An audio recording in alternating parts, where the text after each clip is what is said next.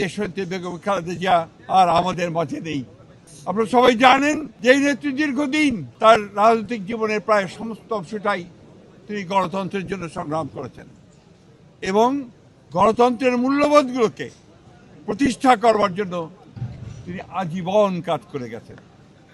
3 বার প্রধানমন্ত্রী হয়েছেন। যখন প্রধানমন্ত্রী হয়েছেন তখন গণতন্ত্রকে প্রাতিষ্ঠানিক রূপ দেওয়ার জন্য তিনি কাজ করেছেন, জনগণের উন্নয়নের জন্য কাজ করেছেন।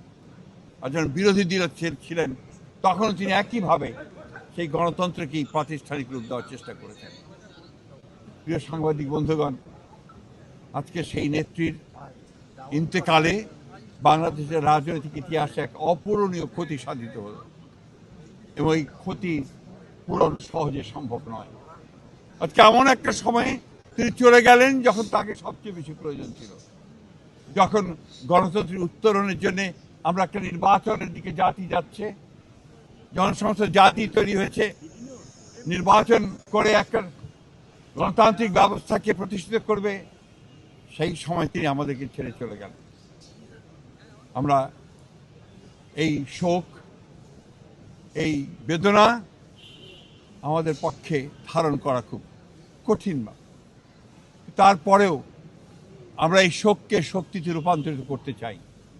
আমরা দেশনেত্রীর নির্দেশিত যে পথ, সেই পথকে অনুসরণ করে বাংলাদেশের গণতন্ত্রকে আমরা একটা প্রাতিষ্ঠানিক রূপ দিতে চাই এবং সেই পথকে লক্ষ্য করে আমরা আগামী নির্বাচনে অত্যন্ত সুষ্ঠু অবাধ নির্বাচন অনুষ্ঠানের মধ্য দিয়ে বাংলাদেশে গণতন্ত্র প্রতিষ্ঠা করতে চাই।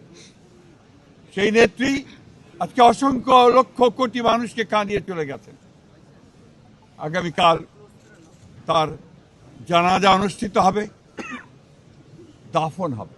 জানাজার জন্য আমরা স্থায়ী কমিটি সিদ্ধান্ত নিয়েছি যে আগামীকাল দুপুর 2টায় পার্লামেন্ট ভবনের দক্ষিণ প্লাজায় যে মাঠ এবং বাণিজ্য অ্যাভিনিউ, এই পুরো অংশ জুড়ে আমাদের নেত্রীর জানাজা অনুষ্ঠিত হবে।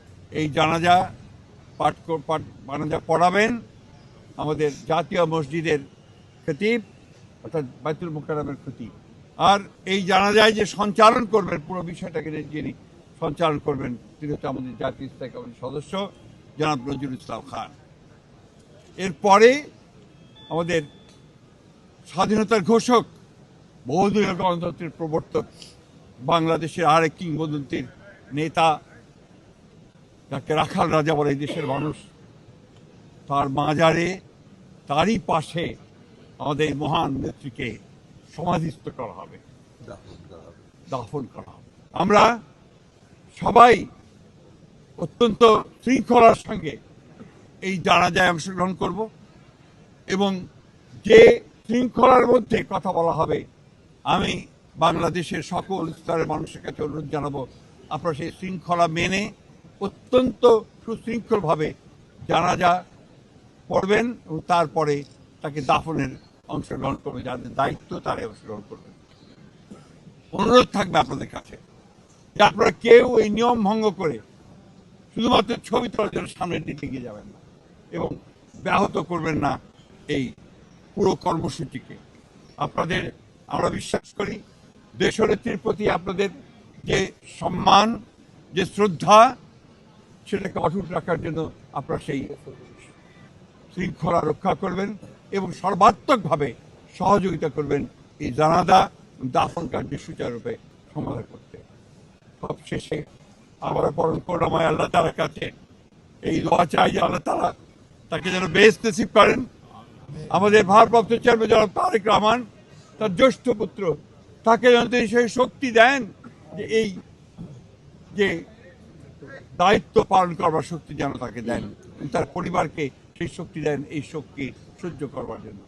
আসুন আমরা আজকে সবাই এই শোককে শক্তিতে রূপান্তরিত করে বাংলাদেশ জাতীয়তাবাদী দলকে একটা অপ্রতিরোধ দল হিসেবে গড়ে তুলি, বাংলাদেশকে সত্যিকার অর্থে একটা গণতান্ত্রিক রাষ্ট্র হিসেবে আমরা প্রতিষ্ঠিত করি। সবশেষে আবার আপনাদেরকে ধন্যবাদ জানিয়ে আপনাদের সকলের সহযোগিতার জন্য বিশেষ করে এবং আপনারা জানেন যে ইতিমধ্যেই সরকারের তরফ থেকে 3 দিন শোক দিবস ঘোষণা করা হয়েছে। আগামীকাল ছুটি ঘোষণা করা হয়েছে এবং আপনারা ইতিমধ্যে জানেন যে প্রধান উপদেষ্টা তিনি বাণী দিয়ে কথা বলেছেন, আপনাদের সঙ্গে জাতির সঙ্গে কথা বলেছেন এবং সেজন্য আমরা সর্বাত্মক সহযোগিতার জন্য আমরা সরকারকে ধন্যবাদ জানাচ্ছি। সেই সঙ্গে দলের পক্ষ থেকে আপনারা জানেন যে 7 দিনের শোক ঘোষণা করা হয়েছে। এই 7 দিন আমাদের কালো পতাকা আমরা ধারণ করব, কালো ব্যাজ ধারণ করব, পতাকা কালো পতাকা উঠবে প্রত্যেকটি কার্যালয়ের, আমাদের দলীয় কার্যালয়ে, এবং প্রত্যেক কার্যালয়ে দোয়া পড়া হবে, কোরআন তেলাওয়াত হবে। এই বিষয়গুলো আপনারা সবাই পালন করবেন। কালার এক্সপার্ট, জর্জ স্যাপ এবং মাইল্ড অন হ্যান্ডস টেকনোলজি সমৃদ্ধ অরিক্স ক্রিস্টাল ওয়াশ আপনার লন্ড্রি এক্সপার্ট।